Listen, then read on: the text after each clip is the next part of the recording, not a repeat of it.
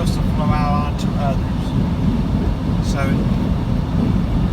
what you receive in blessings flows out, and it's the leftovers is what also will bless others. What that's meaning is, is that's helping you to help others. So guys, it's more about, it's not us. Get out of the mindset of what the world has become, and it's all about the greed, the me syndrome. And understand that it's about what can I do for my fellow man? How can I love them? How can I help them? How can I bless them or be a blessing in their life? How can I pray for them? How can I, what can I do that God would require from me? What do I lay hands on them and heal them? Whatever it is, be willing to do what God asks you to do. If you do and you focus more on what your responsibilities are to your neighbor, then he's going to love you in return. And believe it or not, and it works even harder when you have very little faith. I mean, it's all about the faith.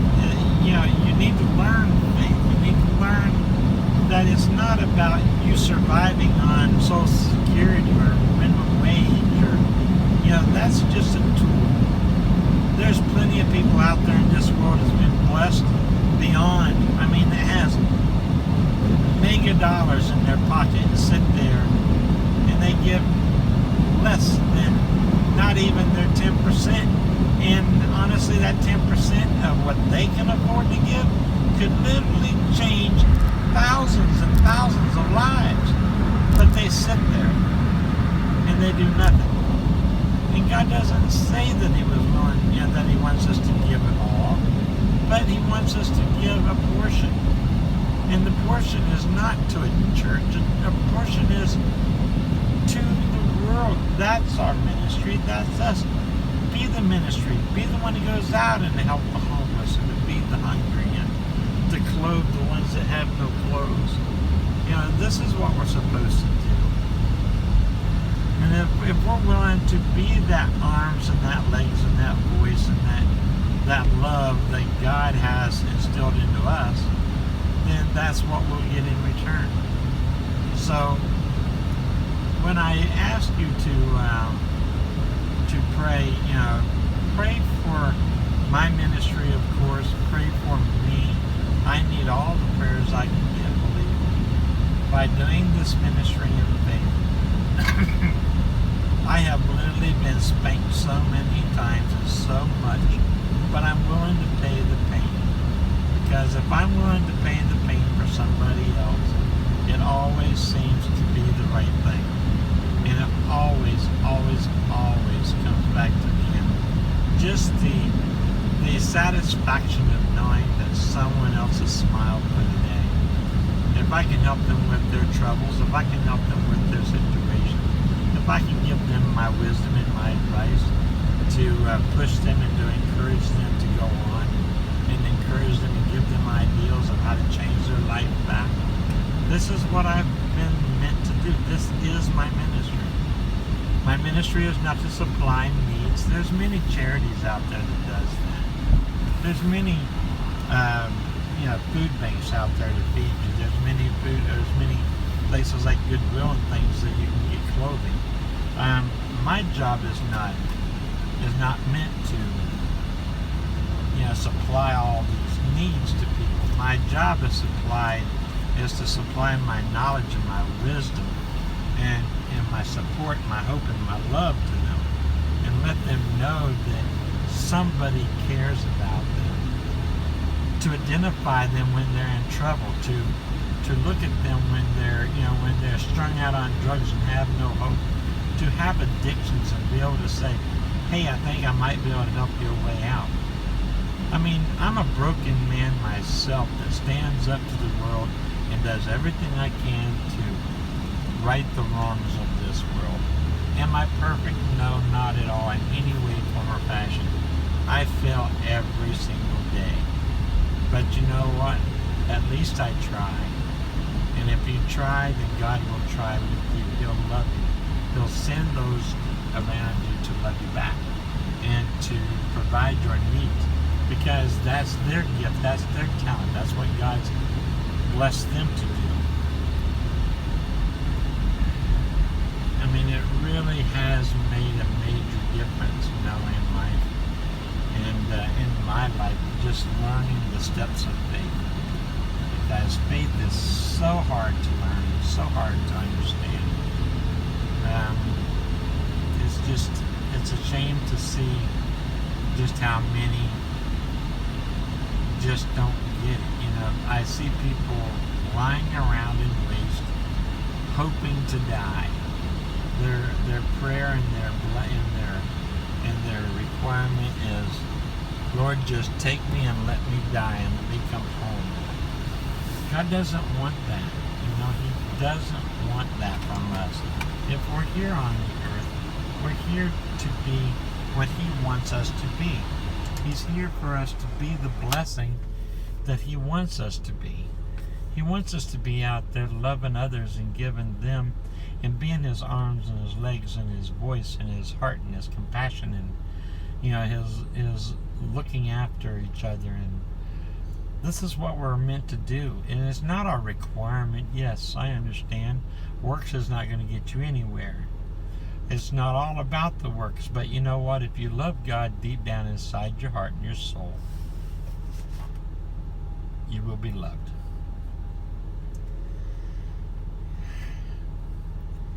If you love others, love will be returned to you. If you show compassion to somebody, compassion will be shown back to you. So if you're trying and you're sitting out there battling and you're having a rough time, ask yourself, what have I done lately?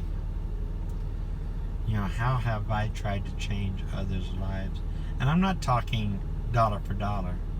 I'm talking give all you can give, every last penny, every last effort, every last breath, and give it freely and with love. And honestly, if you do that, it will come back to you in return. That I promise. I promise you that. God allows me to make that promise because it's prophecy. It's in the Bible. It tells us to love each other and to love us dearly. But most of all, wake up every single morning and love your Father. Love your Father with all your heart, all your soul, and all your mind. Say your prayers, walk in prayer, not just to say a simple little, lay me down to sleep prayer. I'm talk to Him just like you would talk to your wife or your daughter or your son. Have a conversation with Him. Love that conversation with Him. Let Him know that He's there for you and with you. Hold hands with Him as you walk during the day. The more you get closer, the more you seek the face of God, trust me, the more you will find Him. He tells us, if you seek, you'll find. If you look, you'll find. And that's with anything. The birds, animals, nature itself tells us this and shows it to us and proves it to us every single day. So don't give up and just sit down and waste your life and let it float away because you think you're not able. Trust me, if you're breathing, you're able. If you truly have an ambition to help others and to love others, you will find a way to do it. Even if all you can do is pick up the phone and make a phone call. To tell them how much you care for them and to talk with them and to chat with them. And the worst thing is when you get older, I feel like I'm 18 years old, I swear, inside my heart and my soul. I'm a young man. I relate to the young people. That's who I'm out there rescuing. That's who I'm out there working for and doing things that I do.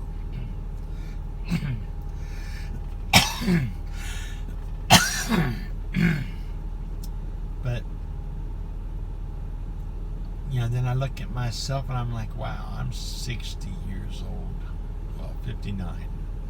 Who's counting, right? I look in the mirror and I don't even recognize the old man looking back at me. It just doesn't seem real. It just doesn't seem real. But yet we try our best, and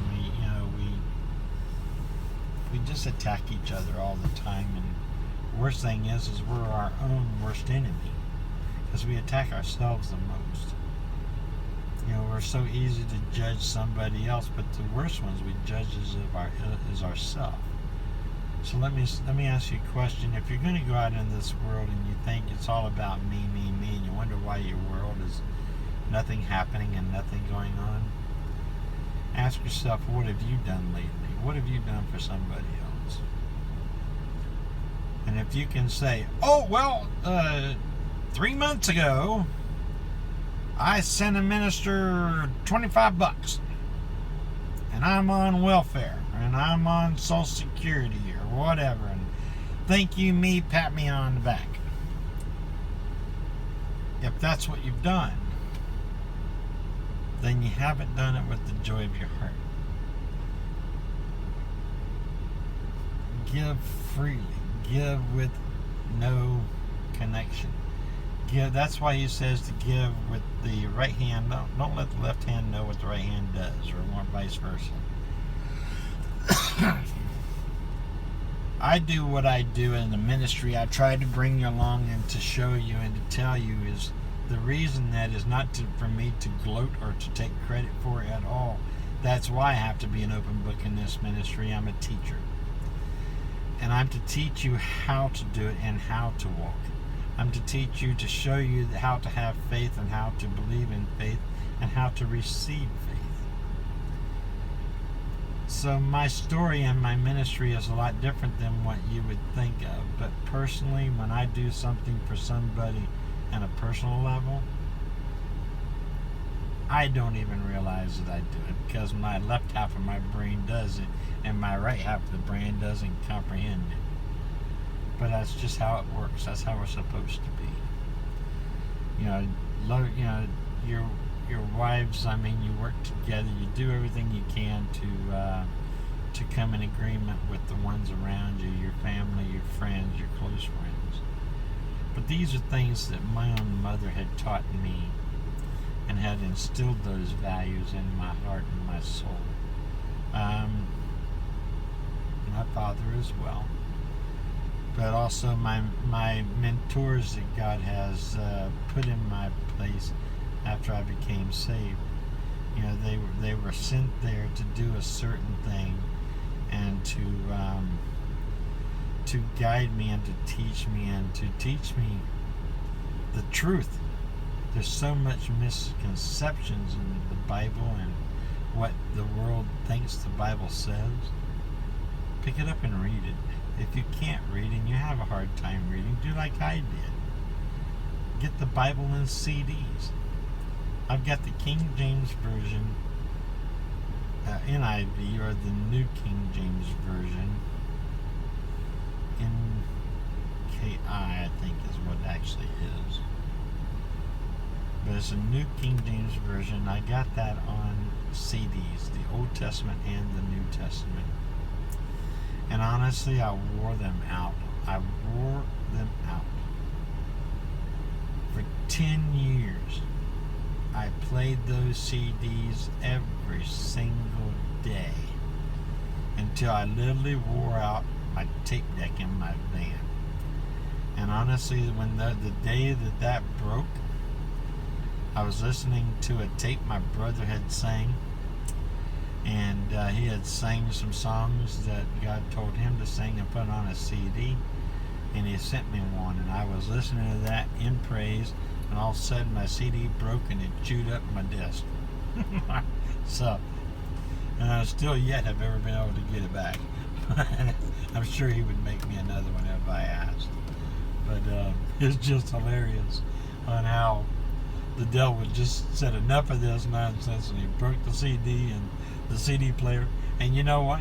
Since that day, my CD has never ran, and I do not listen to anything in the van. No music, no nothing. And I'm big on music, you know that. I mean, I love music from the bottom of my soul. And I'll tell you what, just to see how that right there plays out, oh my goodness, it's just amazing to see how music affects me and the kind of mood it puts me into, and then to be able to go without it and not miss it and not regret it. I think that's the thing that blows my mind, about it all. But this is one thing about this journey, guys, is, I've got a lot of work to do now. I have got a van, and thank you so much for my Earth Angels, all of you. I love you to death. I love you dearly, and I pray that God will bless you in return, and just to return it to you thousands over, because each one of you give in faith and you believed in me, and you did what God asked you to do, and that alone was enough to touch my world anyway. And I'm sure it touches a lot of other worlds out there that watch this, these videos, because they see what's taking place and they see the miracle as well.